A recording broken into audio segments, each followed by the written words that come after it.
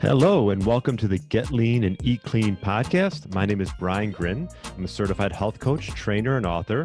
And this podcast is for middle-aged men and women looking to optimize their health and get their bodies back to what it once was 10 to 15 years ago. I will give you simple, actionable items to get long-term sustainable results. Thanks for listening and enjoy the show.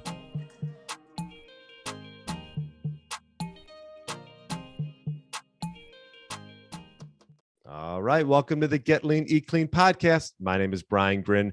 Hope you had a great weekend. Happy Masters Monday. If you watched the Masters, Scotty Scheffler with the win.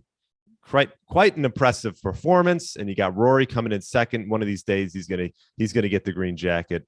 And anyways, that'll be a great day. So hopefully you listen to my interview with Dr. Anthony Gustin. He's the founder of Zero Acre Farms, Perfect Keto, and a company called Equip Foods. And we touched on seed oils. We touched on regenerative agriculture and also the habits of the Hadza tribes. So really, if you haven't listened to that one, I highly recommend it. And today I wanted to touch on just styles of eating. We hear a lot about keto, and I'm a fan.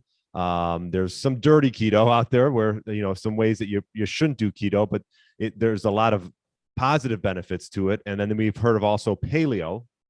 And I just thought it would be advantageous to make a video and talk about the differences between the two. There's not too many. I think the main thing is that I like about both of them is you're avoiding processed foods and sugars. And so from that standpoint, I recommend either one, whatever works for you. They replace these empty calories with nutrient-dense plants and animals. And I think that can go a long way for your health. Before I go into some of the differences, there's not too many of them. I'm just going to touch on what is paleo. I think we hear it talked about all the time. And what is paleo eating? And simply put, it's composed of eating meat, fish, fruits, vegetables, nuts, seeds, and tubers. So pretty simplistic way of eating. I would say that I follow this to some degree. I'm not really heavy with potatoes and tubers, but some people love adding in sweet potatoes and things like that. I do occasionally have nuts and seeds. And then, meat, fish. I don't have a ton of fruit, and I'll have vegetables from time to time. So, I don't like to pigeonhole. You don't have to pigeonhole yourself in one eating style, but I would say that paleo is, right in line with how our ancestors ate. The hunter-gatherers, they lived off the land. And, they didn't get sick. Our sort of modern day society, now it's abundant with, obviously, seed oils, which I talked about in my last interview, and ultra processed foods. The question is, paleo, what does it disallow? Like, what can you not have on paleo? And that's grains and legumes and processed foods, added sugar, and sometimes even dairy. Sometimes dairy works for people, sometimes it doesn't. So these foods tend to trigger, grains, legumes, processed foods, sugars, trigger inflammation, especially in the gut. And inflammation drives a lot of chronic disease. So you can almost think of paleo as like this anti-inflammatory diet, if you want. And it's an evolutionary diet that promotes foods that humans were evolved to eat. So that's a great path to go down. If you're like, oh, well, I keep hearing about keto. Well, what's keto? I would say it's very similar to that.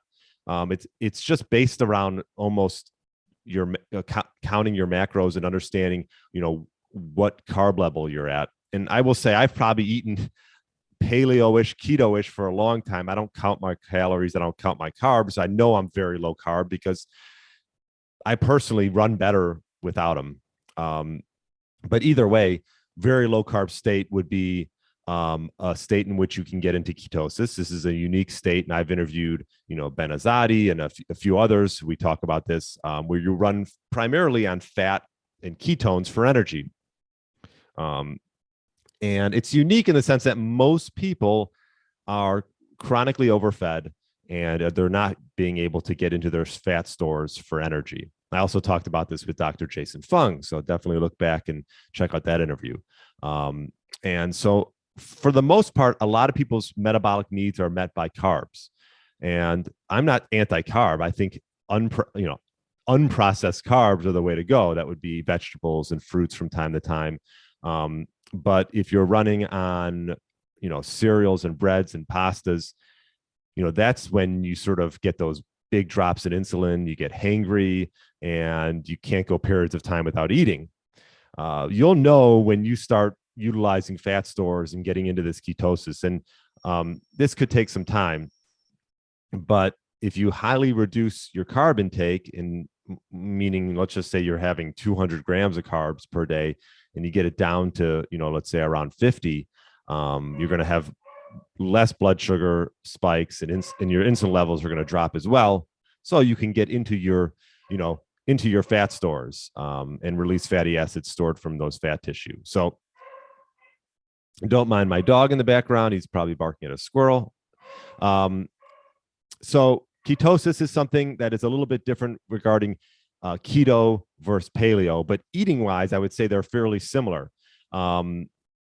And they both say no to refined foods, which I think is the most important thing. They focus on meat, fish, nuts, vegetables, and yeah, they're all whole foods.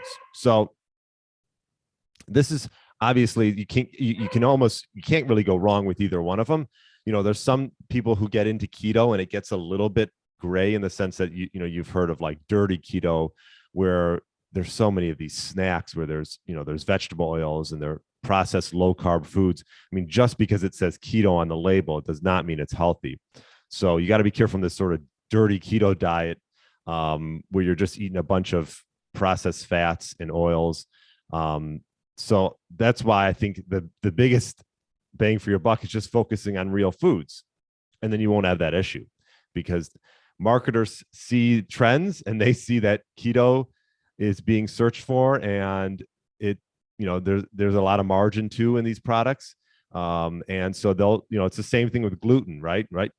Everyone was going gluten free, and then all these unhealthy gluten snacks came out with tons of like potato starch and corn starch. And yes, that could be good for someone that's sensitive to gluten, but if that's all you're eating is these processed gluten free items, that's not going to really help for your health. So if you think ancestrally, what do they eat? It's almost like saying, oh, meat is bad for you. Well, what do we eat ancestrally?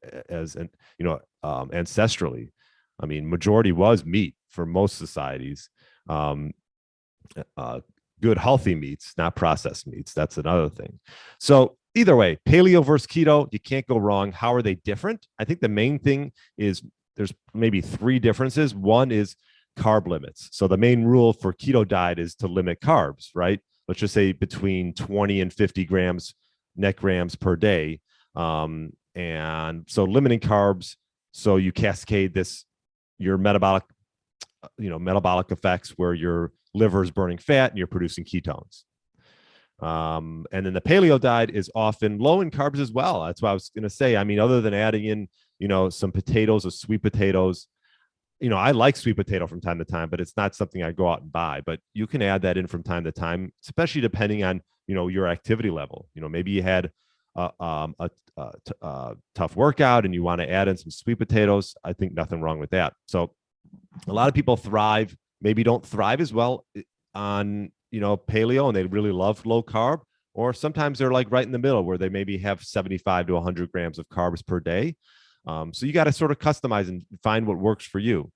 For me, I thrive a bit more on a low carb. I mean, if I do add carbs, and I've talked about it before, I back end them, right? I'll have them towards the end of my day. And there's some people, and I have an interview coming up with Melanie Avalon, and she talks about how she, has fruit towards the end of her day, and that helps with sleep. So many different tools for many different people. The other difference too, that could be a little bit depending on the individual, is dairy. Dairy, for a lot of people in the keto world, they love it because the fat content and low carb. But for some people, that the run-of-the-mill lactose intolerance, which happens to a lot of people, they have digestive issues and they can't handle it. I will say though, I've been implementing a bit of sheep yogurt, and I get no issues with that. I'm not really that sensitive to dairy in the first place, as you've heard about. I talk about, I get raw dairy sometimes from a farm about 45 minutes away. But now they got like goat and sheep milk, and you might run better on that. So that might be something to try from time to time if you're having issues with normal dairy. And then lastly, ease of compliance. Anytime you're doing some type of, you want to call it a diet or a way of eating, you want to make sure that you can do this for a long period of time. And sometimes keto can be tough, right? If you're out and about with friends and family and there's not many options, a lot of times it's just about being prepared. But sometimes people find that paleo maybe can be, because you're maybe adding in the tubers from time to time and the sweet potatoes, that could be a little bit easier as far as compliance. But honestly, I really don't think, I think eat both of them nowadays. There's plenty of options. I mean, paleo restricts grains, sugar, and legumes, but you can have some fruit and starchy tubers. And on a keto diet, you're really limiting mostly all your carbs. So some people just, like one more or the other. They feel better one way or the other, and they can comply. And you can switch between both. I probably have some type of mix between, like I said, between both of them. But I definitely don't have grains, sugars, and legumes. I think for a while back in the day, I would have grains, and it just never really, I got bloated and gas and things like that. So either way. So, I'm definitely a big believer in, self-experimentation, finding what works for you. That's mainly the differences between paleo and keto. And there's not too much of a difference. You're eating, if you can just focus on whole foods, and not get too caught up with the whole keto craze where there's these keto bombs and refined foods that all these marketers are advertising out there. Just you can mess around with, how much carbs you work better on. I like to go majority of my day in a fasted state, and occasionally add in a meal around 2-3 o'clock. But I feel like I just work better mental acuity wise that way. So that's not right for everybody, but try it out, see if it works for you. So either way, if you go paleo, keto, or a combination of both, focus on whole foods and you can't really go wrong. If you got any questions, email me, brian@briangrin.com. Enjoy the rest of your week. And if you love the podcast, I'd love a review. I really appreciate it. Thanks so much for listening, and enjoy your week.